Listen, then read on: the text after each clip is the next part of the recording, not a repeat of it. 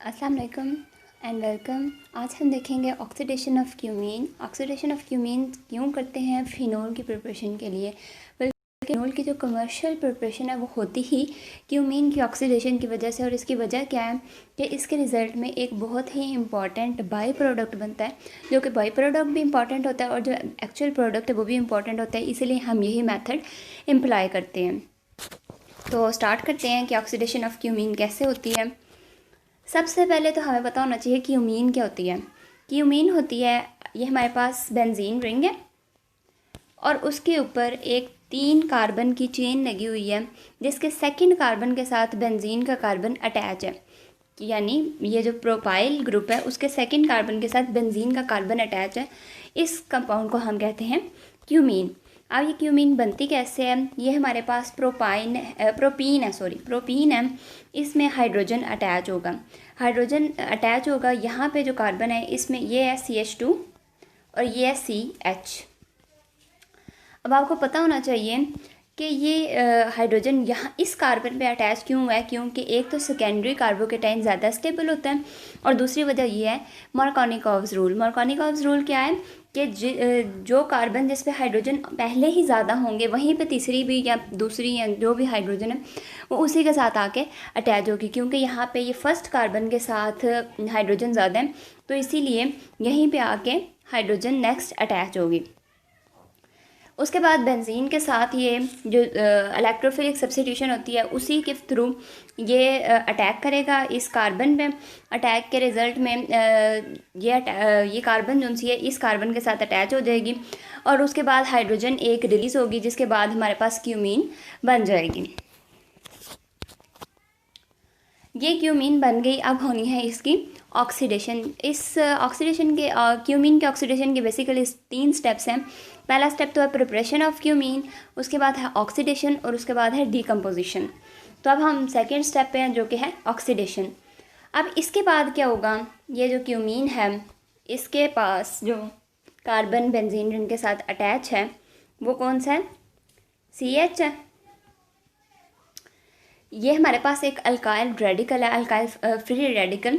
वो क्या करेगा, इस हाइड्रोजन पे अटैक करेगा और यहाँ से हाइड्रोजन को ये होमोलिटिक क्लीवेज के अकॉर्डिंग ये कार्बन हाइड्रोजन बॉन्ड टूटेगा और एक हाइड्रोजन जो सी है वो लेके चला जाएगा। उसके रिजल्ट में हमारे पास एक फ्री रेडिकल बन जाएगा, कार्बन फ्री रेडिकल। ये कार्बन के साथ कार्बन पे फ्री रेडिकल बन गया जो आपको यहाँ नज़र आ रहा है। अब उसके बाद क्या है, क्योंकि ऑक्सीडेशन है तो ऑक्सीजन ऐड होगी। वो कैसे ऐड होगी? ये हमारे पास O2 है, यानी जो एयर में एटमॉस्फेयर में ऑक्सीजन प्रेजेंट होती है उसी फॉर्म में ऑक्सीजन है।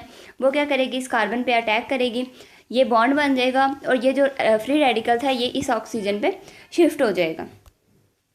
ये हमारे पास ऑक्सीजन पे आ गया फ्री रेडिकल।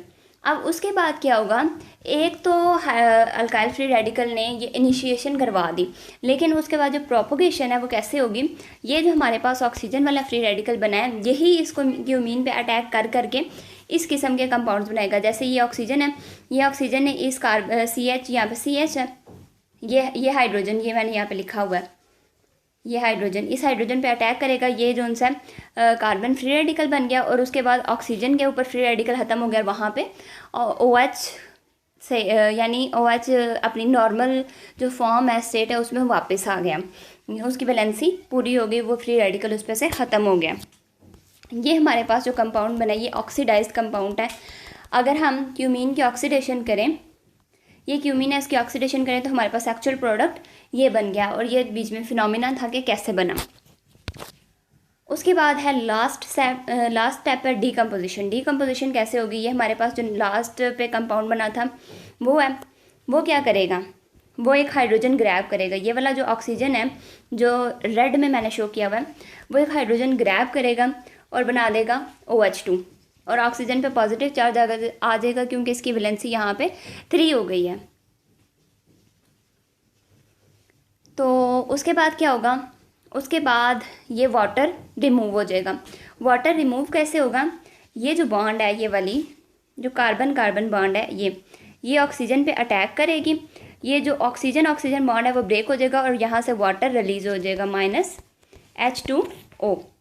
वाटर रिलीज़ हो गया और उसके बाद क्या होना है, ये वाला कंपाउंड बन जाना है और पॉजिटिव चार्ज आ जाना है कार्बन पे, क्योंकि ऑक्सीजन तो अपने इलेक्ट्रॉन्स दोनों के दोनों बॉन्ड के इलेक्ट्रॉन्स लेके गया और ये वाले जो कार्बन इलेक्ट्रॉन्स हैं वो ऑक्सीजन के पास चले गए, तो ये वाली जो कार्बन है उस पर पॉजिटिव चार्ज आ गया। अब उसके बाद दोबारा वाटर का अटैक हो जाना है, वो किस पे होगा, इस कार्बन पे वाटर का अटैक होगा और कौन सा कंपाउंड बन जाएगा, ये वाला। ये ऑक्सीजन पे दोबारा पॉजिटिव चार्ज आ जाएगा, कार्बन पे पॉजिटिव चार्ज ख़त्म हो गया। ठीक है जी। उसके बाद क्या होना है, ये इसकी टॉटोमेरिक फॉर्म बननी है। यहाँ से एक हाइड्रोजन उतरनी है, जो रेड वाली हाइड्रोजन है उसने उतरना है और इस ऑक्सीजन के पास शिफ्ट हो जाना है। ठीक है, यहाँ से एक हाइड्रोजन उतरेगी और इस ऑक्सीजन के ऊपर शिफ्ट हो जाएगी। ये सिंगल OH बन जाएगा और ये भी OH बन जाएगा, लेकिन ये जो ग्रीन वाला OH है जो लाइट कलर में है ये वाला, इसके ऊपर पॉजिटिव चार्ज आ जाएगा क्योंकि यहाँ पे ऑक्सीजन ने 3 बॉन्ड्स बनाए हुए हैं। उसके बाद क्या होना है जी, ये जो ऑक्सीजन है इस पे ऊपर है लोन पेयर्स। वो क्या करेंगे, वो अपने लोन पेयर्स को क्या करेगा, इन दोनों कार्बन्स के दरमियान आ जाएंगे, जैसे ये वाले, ये डबल बॉन्ड बन जाएगी और ये जो ऑक्सीजन और कार्बन की बॉन्ड थी ये वाली, ये ब्रेक हो जाएगी और ऑक्सीजन जो सी है उसकी वैलेंसी बैलेंस हो जाएगी। यहाँ पे बन गए हमारे पास फिनोल। अब बारी है दूसरे इंपॉर्टेंट बाई प्रोडक्ट की, वो कैसे बनेगा।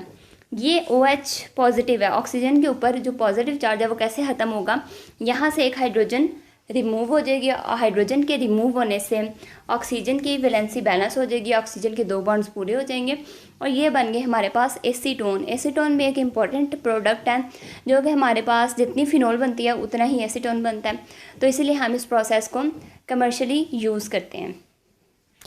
होपफुली आपको समझ आ गई होगी। Meet you in the next video. Take care of yourself. अल्लाह हाफिज़।